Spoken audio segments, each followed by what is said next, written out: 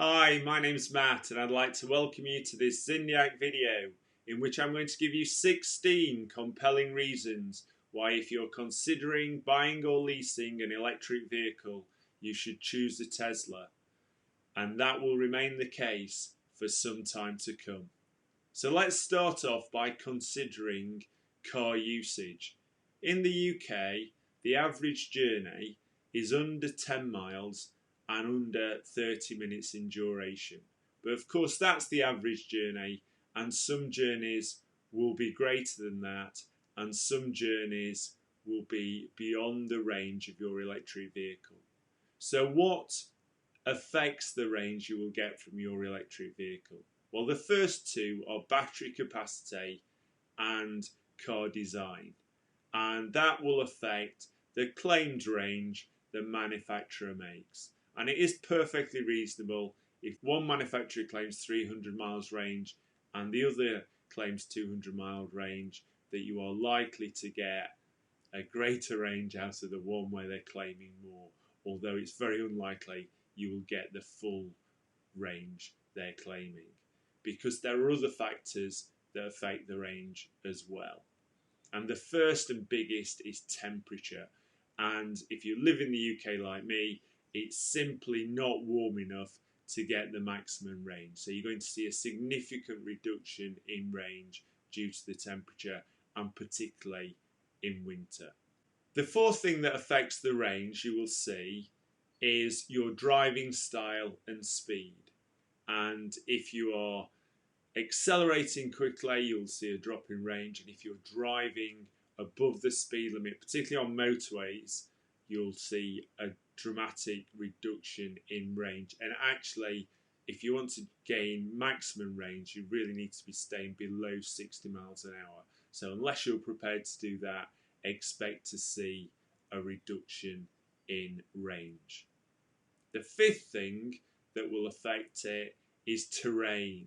So if you live somewhere where there are lots of hills and you're driving uphill, then you will see a reduction in range as well. And going downhill doesn't compensate for going uphill. You won't gain the extra range from going downhill that you lose from going uphill. So if you live somewhere in the mountains, in a hilly region, in Sheffield perhaps, and I don't live in Sheffield anymore, but it is hilly, so you'll see a reduction in range there. And then the sixth thing is your personal risk appetite, and by that I mean how low are you prepared to allow the battery to go, because when a manufacturer is claiming a range of say 300 miles, that is from full to empty, and you will not be able to drive your car to empty until there is no charge left.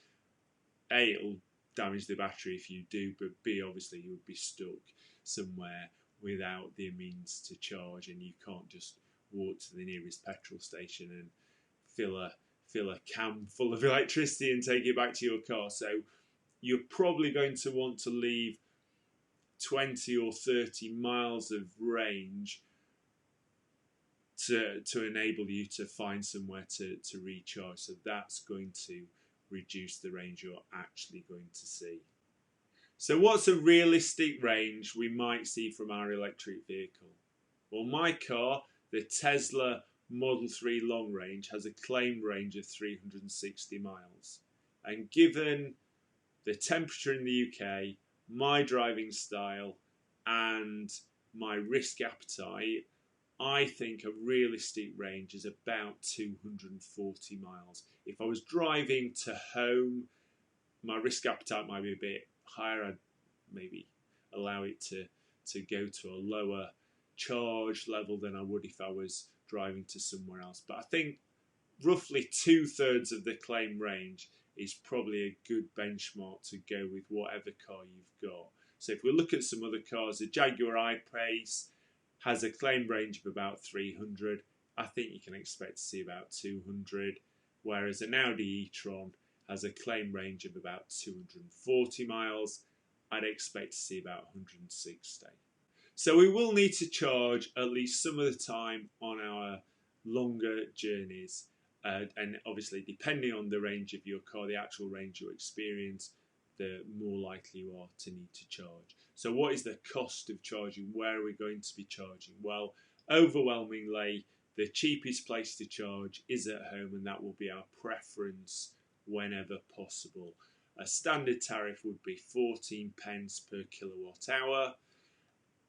I have a contract with Octopus Energy, and we pay 5 kilowatt hour between 12:30 in the morning and 4:30 in the morning, so that's enough to charge our car each day for normal usage. And if you're not with Octopus Energy and you have an electric vehicle and you want the 5p rate, I'll put a link in the comments below, and you and I can both share £100 discount off our bill if you sign up using that link. But that's the best deal I've found so far. If you've got a better deal, let me know in the comments, because obviously it's a competitive market and electricity companies are bringing out new rates all the time. But if we can't charge at home, what are we likely to see? Well, there are some free chargers out there, but they tend to be almost exclusively slow chargers. So the same speed you'd get at home, but you can't leave them overnight. They tend to be in restricted places like supermarkets, shopping centres that have other parking restrictions. So most of the time they're not an option for you unless you're very lucky. And if you're on a long journey, you probably need a rapid charge. You're going to be looking at a supercharger. Tesla supercharger is about 25p per kilowatt hour.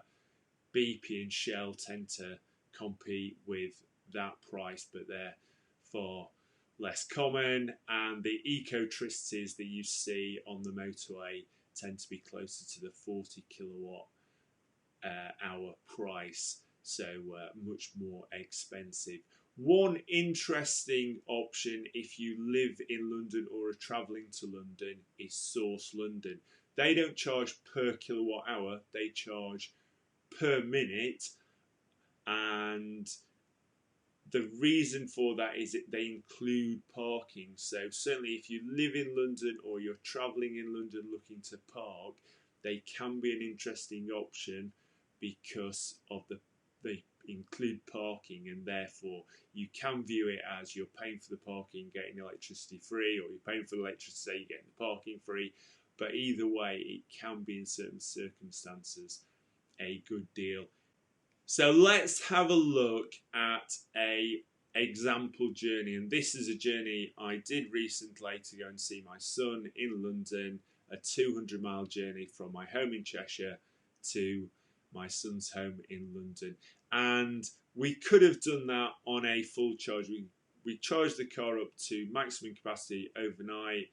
We got to about a 320-mile stated range by the car. That's what the car thought it could do, and I would have felt quite comfortable driving all the way to London without recharging if I knew I was going to, if my son had a charger, I knew I was going to park at his house and he had a charger and I could just plug in there.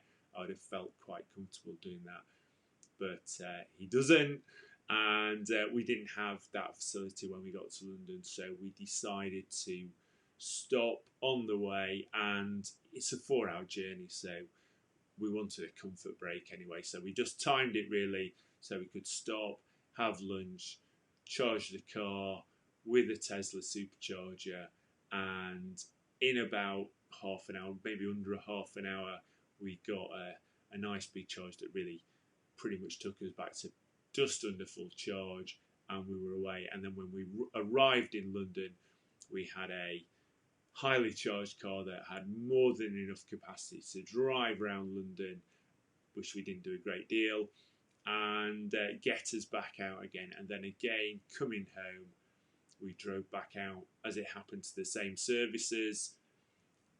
We could have possibly got all the way home, but it was a bit touch and go, and we were stopping for lunch, and it was just so easy just to charge. That's a typical journey, how you might choose to work it. So why? What are the 16 compelling reasons for choosing a Tesla only over every other electric vehicle? Well, as I said, we drove a 200-mile journey twice, and we had one charging stop at a services. Now, when we got to that services, had we not had a Tesla, there were 3 options for charging. There was a free charging, which was nice, but it was a slow charging, which is completely useless on the motorway. If you stop for half an hour, it's going to give you won't even give you enough charge to get to the next services. So completely useless. There's a dedicated charger for a Nissan, so if you've got a Nissan, there's one dedicated charger there. That's great if you've got a Nissan. And then there's one charger for every other electric vehicle. So for every Audi, BMW, Citroen, DS, Fiat, Ford, Honda, Hyundai, Jaguar, Kia, Lexus, Mazda, Mercedes, MG, Mini, Peugeot, Polestar, Porsche, Renault, Fiat, Skoda, Smart, Vauxhall, Volkswagen and Volvo, there is one charger. And that is for that service station on the M40. So if you arrive there in one of those makes of cars, electric vehicle, and someone is already using the charger, then potentially your 30-minute charge becomes an hour-long charge because you're having to wait for them to finish. So one charger to share between all those makes, one charger for Nissan, and how many for Tesla? Well, I said I was going to give you 16 compelling reasons, and the 16 compelling reasons are there's 16 superchargers that are available to Tesla drivers at that services. Now that services on the M40, the Oxford services, obviously we stopped at it twice. It covers both carriageways, so it's kind of effectively 8 chargers in each direction. And if you stop at a services where it's just covering one direction of the motorway, there's probably only going to be 8, but at that one there's 16. We stopped there, and even when we were charging and I filmed, there were 9 cars, including mine, charging.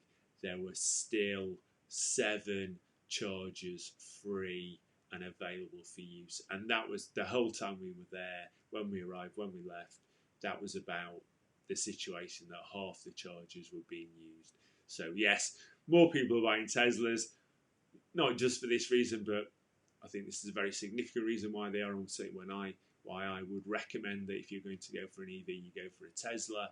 But that is why until the rest of the manufacturers catch up. So unless the petrol companies, unless they start putting that number of superchargers in, and they're not at the moment, they're putting like 1 or 2 in some service stations.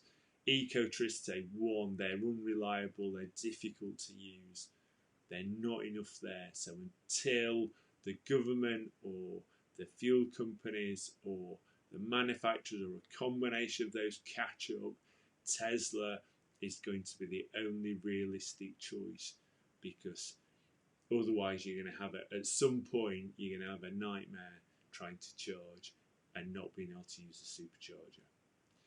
Okay, so that brings us to the end of this video. I hope you found it useful and enjoyable. Until you see me again, have a great day.